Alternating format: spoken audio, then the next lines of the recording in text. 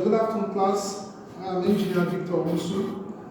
I'll be solving a problem on drive sieve analysis test that was carried out on a river sand, and the following data were obtained. The sieve size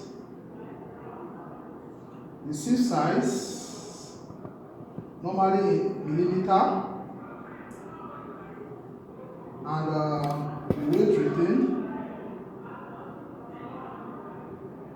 retained in grams. The sieve size 2.80, 2.00, 1.40, 1.00, 0.71, that is 710 micro, 0.50, 0.30, and the pound. Then the weight retained by the first sieve was 0.0 gram.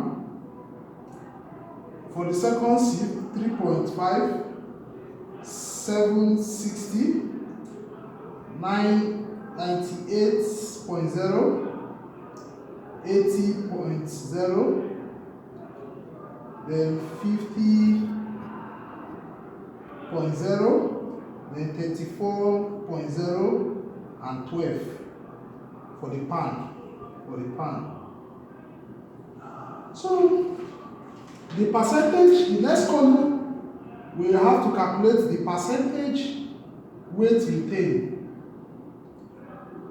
in percentage. But before calculating the percentage weight retained in percentage, we need to get the summation of the weight retained. After summing all this, we got 353.5 as the total weight in grams. So the percentage is you now getting this value divided by this times 100/1. So when you calculate, this value 0.0 divided by 353.5 times 100/1, then you get the percentage weight retained.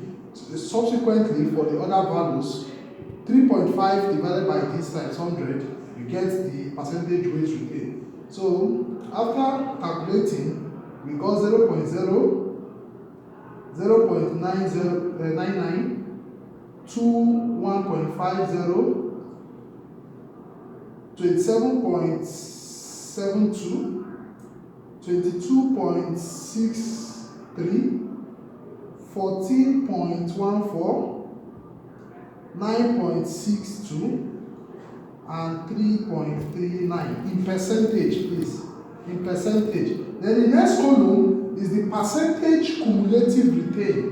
The percentage cumulative retained is different from the percentage weight retained. Percentage cumulative retained is just getting the accumulated values. You understand? That is summing the first stage at this first column.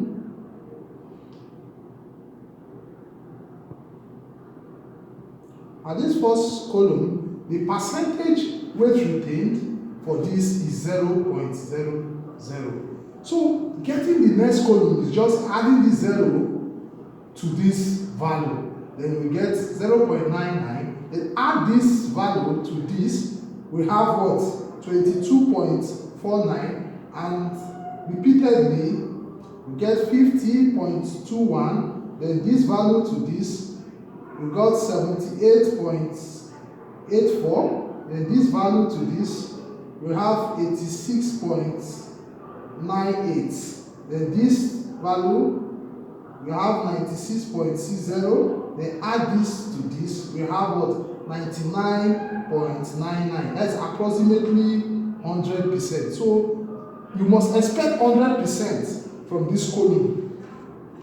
That is an indication that you are correct, your inputs are correct. Then the next column, which is the percentage cumulative passing.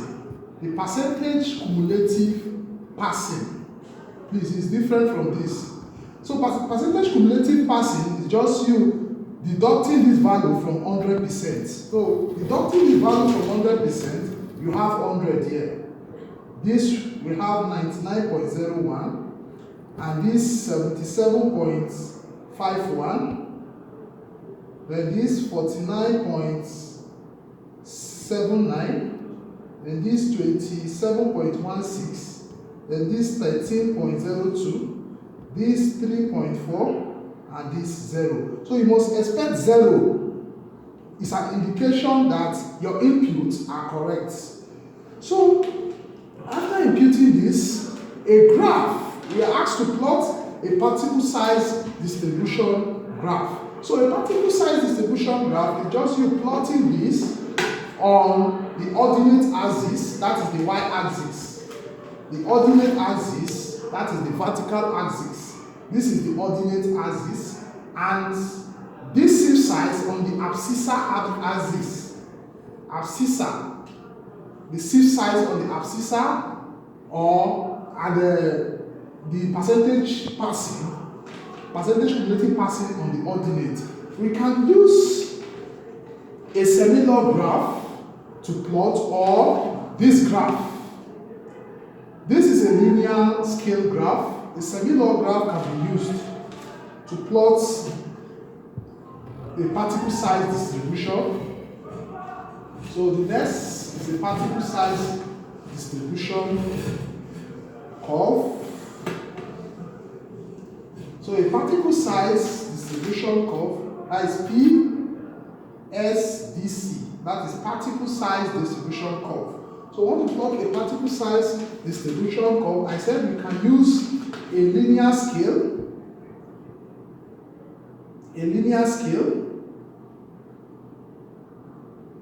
or a log scale to plot. A log scale, where we have this, we have this.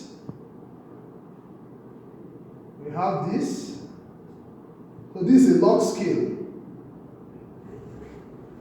It's a log scale against a linear scale. So we call this kind of graph a semi-log graph, and this is just a linear graph.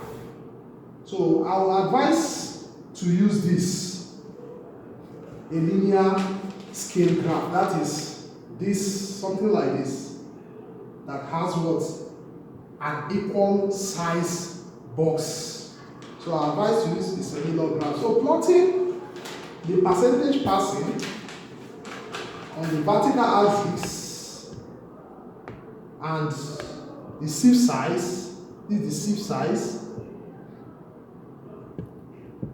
and this is the percentage passing. So plotting a graph using the values, we expect to get a graph of this nature. So when this graph is plotted,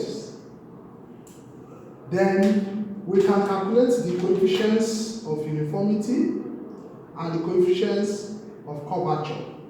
These are the coefficients of uniformity, and this is the coefficients of curvature.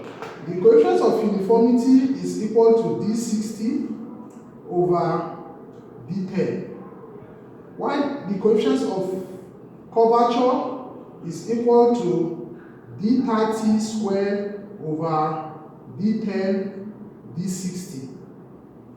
So plotting a graph of the percentage passing against the sieve size at 10%, at 30%, and at 60%, then we can trace to the curve and take down to this sieve size axis. Then trace to the curve, then take down to the sieve size axis, then this trace to the curve and take down. So this value is your D10 value. The value you obtained from this point is your D10 value, while this is your D30 value, and this is your D60 value. So these values, once these values are obtained, we can calculate the value for Cu as what? D60 over D10. Once you impute, I got D60 as D60